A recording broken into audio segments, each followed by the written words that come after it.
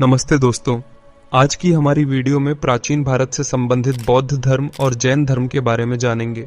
यह बौद्ध धर्म और जैन धर्म भारत के इतिहास को बदलकर रख दिए। तो फिर इस धर्म को किसने स्थापित किया, इसे स्थापित करने के कारण क्या हैं, वो इस वीडियो में जानेंगे। पिछली वीडियो में हमने वैदिक काल के बारे में जाना। अगर आपने वो वीडियो नहीं देखी हो तो एक बार जरूर देखिए, और अभी तक हमारे चैनल को सब्सक्राइब नहीं किया हो तो तुरंत सब्सक्राइब कीजिए और बेल आइकन को ऑन कर लीजिए। अब अगर हम अपने टॉपिक पर आए तो लेटर वैदिक काल में लोग 4 वर्गों में बांटे गए थे। ब्राह्मण, क्षत्रिय, वैश्य और शूद्र, इस तरह से 4 वर्ग थे। तब हम जिस वर्ग में जन्म लेते थे उसी के आधार पर हमारा पेशा क्या होगा, हम बड़े होकर क्या करेंगे, ये सब पहले से ही तय हो जाता था। अगर हम ब्राह्मण कुल में जन्म लेते हैं तो हम वेदों को पढ़ाने वाले पुजारी या गुरु बनते हैं। इसी तरह ब्राह्मणों में जन्म लेने वालों को दानों के रूप में, दक्षिणा के रूप में उपहार मिलते हैं। ऊपर से इन्हें किसी को टैक्स भी नहीं देना पड़ता। इन ब्राह्मणों को राजा के पास से अधिक उपहार मिलते थे। इन्हें समाज में बहुत सम्मान प्राप्त होता था। अगर हम क्षत्रिय वर्ग में पैदा हों तो हमें युद्ध करना चाहिए। वे वहीं रहने वाले लोगों से टैक्स वसूल करते थे। उसके बाद वैश्य वर्ग आता है। वैश्य वर्ग में जन्म लेने वालों को खेती करनी चाहिए, व्यापार करना चाहिए और उन्हें भी टैक्स देना होता है। और शूद्रास, इस वर्ग में जन्म लेने वाले लोगों को अब तक हमने जिन 3 वर्गों के बारे में बताया है उनकी सेवाएं करनी होती थीं। इन्हें कृषि कार्यों और कई अन्य कामों के लिए इस्तेमाल किया जाता था। वैदिक काल में मनुष्यों को कैसे रहना चाहिए और कैसे नहीं रहना चाहिए, इसके बारे में उस समय के मुनियों और महर्षियों ने वेदों की रचना की। लेकिन उन ग्रंथों को केवल ब्राह्मण, क्षत्रिय और वैश्य ही पढ़ने की अनुमति रखते थे। लेकिन शूद्रों को उन ग्रंथों को पढ़ने की अनुमति नहीं थी। उन्हें वेद पढ़ना नहीं चाहिए और जहां वेदों का पाठ हो रहा हो वहां उनके आसपास भी नहीं होना चाहिए। ऐसी घटनाओं के कारण शूद्र यह सहन नहीं कर पाए। वे चाहे जितनी मेहनत करें, चाहे उनमें कितनी भी प्रतिभा हो, उनके जीवन में कोई बदलाव नहीं आता था, क्योंकि वे चाहे जितनी भी मेहनत करें उन्हें हमेशा गुलामों की तरह ही देखा जाता था। ठीक उसी तरह वैश्यों को भी ये नियम बिल्कुल पसंद नहीं थे, क्योंकि वे मेहनत करके खेती करते थे, व्यापार करते थे, पैसे कमाते थे और टैक्स भरते थे। उनकी मेहनत की कमाई टैक्स के रूप में चली जाती थी। उपरांत उन्हें समाज में ब्राह्मणों और क्षत्रियों जितना सम्मान नहीं मिलता था, इसलिए उन्हें सामाजिक विभाजन बिल्कुल पसंद नहीं था। इसके अलावा क्षत्रियों को भी यह वर्ण व्यवस्था पसंद नहीं थी, क्योंकि वे अपनी जान जोखिम में डालकर युद्ध लड़ते थे। लेकिन समाज में ब्राह्मणों को जो सम्मान मिलता था वे उन्हें नहीं मिलता था। लेकिन ब्राह्मणों को इन 3 वर्णों की तुलना में ज्यादा सम्मान और पुरस्कार मिलते थे। इस तरह हर कोई इस सामाजिक विभाजन के कारण परेशानियों का सामना करता था। ऐसे कारणों से 600 BCE में गंगा नदी के क्षेत्र में 62 नए धर्म आए। इन 72 धर्मों में बुद्धिज्म और जैनिज्म ने उस समय के इतिहास को बदल दिया। लेकिन इन दोनों धर्मों की स्थापना करने वाले क्षत्रिय वर्ग के थे। इन दोनों धर्मों ने समाज में ब्राह्मणों का वर्चस्व कम किया। लेकिन इन नए धर्मों के आने के पीछे और भी कुछ कारण थे। 600 BCE में उत्तर भारत क्षेत्र में जनपद महाजनपदों में बदलने लगे।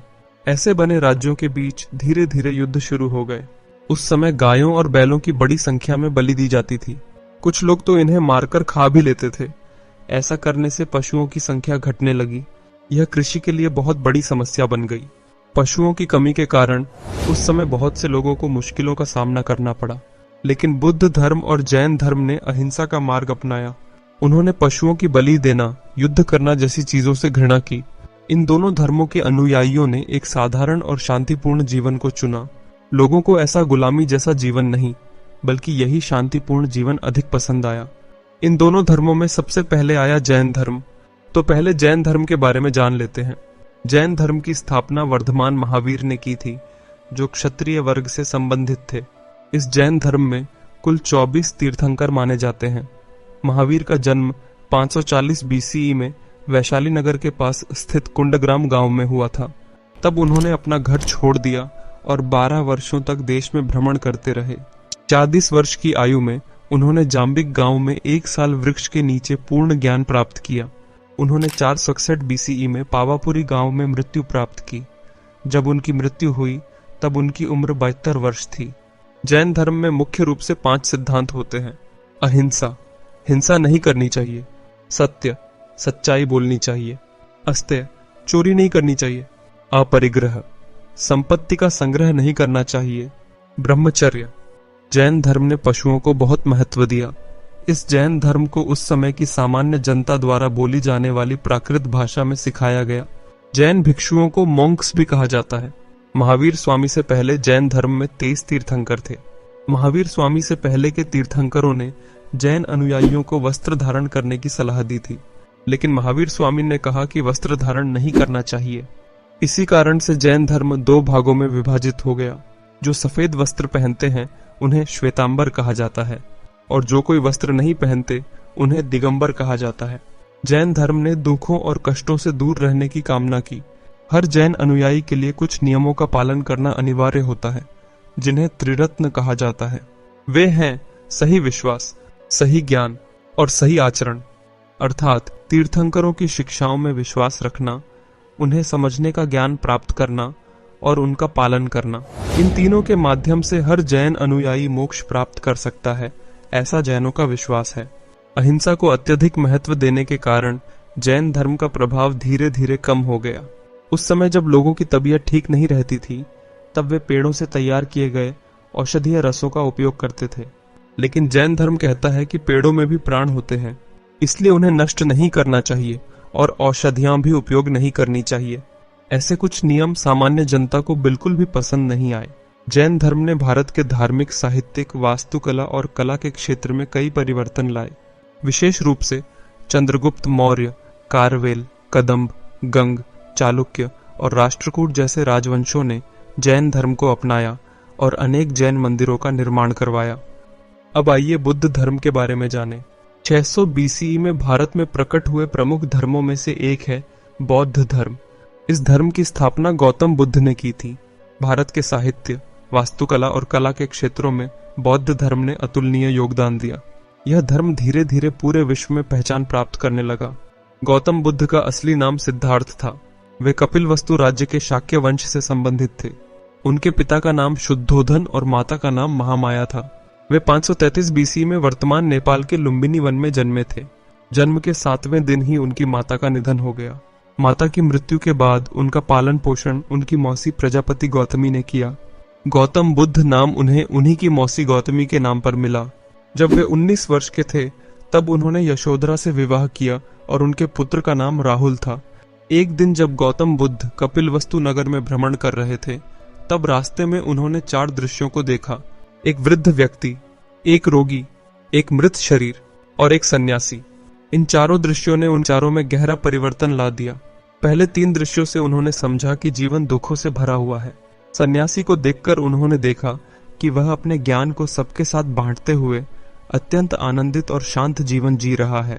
दुख रहित जीवन को कैसे प्राप्त किया जाए, यह जानने के लिए गौतम बुद्ध 29 वर्ष की उम्र में घर छोड़कर चले गए। सत्य की खोज में घर त्यागने वाले को महाभिनिष्क्रमण कहा जाता है।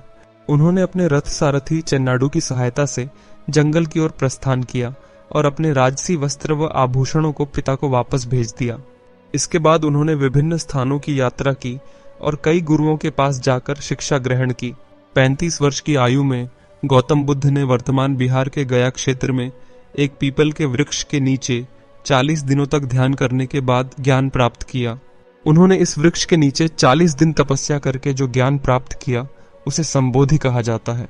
संबोधि प्राप्त होने के बाद सिद्धार्थ को बुद्ध या बुद्ध गया कहा जाने लगा और उस पीपल के वृक्ष को बोधि वृक्ष कहा जाता है। गौतम बुद्ध ने ज्ञान प्राप्ति के पश्चात वर्तमान उत्तर प्रदेश के वाराणसी में अपने पूर्व साथी 5 भिक्षुओं को पहला उपदेश दिया। दुख की निवृत्ति और मोक्ष की प्राप्ति के लिए बुद्ध ने जो 8 सूत्र बताए उन्हें अष्टांगिक मार्ग कहा जाता है। दुख और इच्छाओं का अंत करना है तो इन मार्गों का पालन करना आवश्यक है। वे हैं सही समझ, राइट अंडरस्टैंडिंग, सही संकल्प, राइट रिजॉल्व, सही वाणी, राइट स्पीच, सही कर्म, राइट एक्शन, सही आजीविका, राइट लिविंग, सही प्रयास, राइट एफर्ट, सही चिंतन, राइट थॉट, सही ध्यान, राइट सेल्फ कॉन्सेंट्रेशन। बुद्ध की शिक्षाओं या बौद्ध धर्म के सिद्धांतों को आर्य सत्य या नोबल ट्रूथ्स कहा जाता है। गौतम बुद्ध ने 4 मुख्य सिद्धांतों का उपदेश दिया। 1. यह संसार दुखों से भरा है। The world is full of sorrow. 2. सभी दुखों का कारण इच्छा है। Desire is the root cause of all sorrow. 3. इच्छाओं को जीतकर दुखों पर विजय प्राप्त की जा सकती है। Sorrow can be conquered by conquering desire।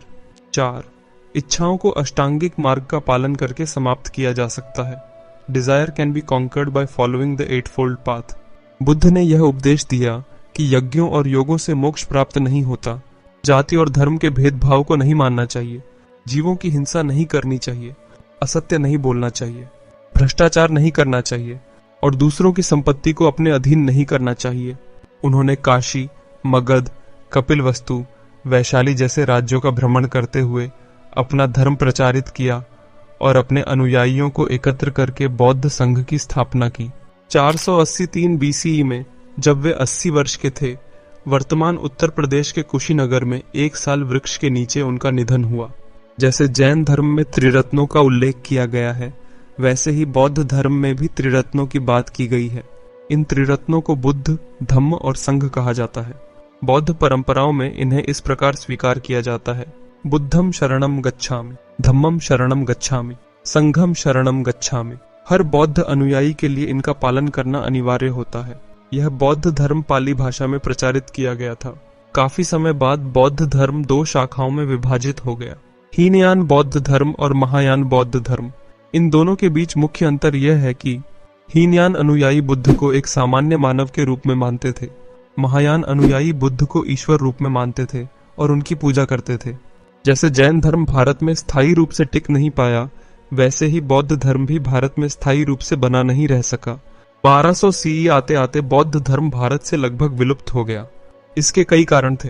बौद्ध भिक्षुओं ने जनता की भाषा पाली को त्याग दिया और वे भी ब्राह्मणों की तरह भक्तों से उपहार और दान स्वीकार करने लगे। धीरे धीरे वे भी भोग विलास में लिप्त हो गए। बुद्ध ने जिन कार्यों को न करने की शिक्षा दी थी, वही कार्य उनके अनुयायी करने लगे। इन सभी कारणों से 1200 CE बौद्ध धर्म भारत में लगभग समाप्त हो गया। अगर आपको यह वीडियो पसंद आया हो तो अभी हमारे चैनल को सब्सक्राइब कीजिए और बेल आइकन को ऑन कर दीजिए दोस्तों। अगले वीडियो में फिर मिलते हैं।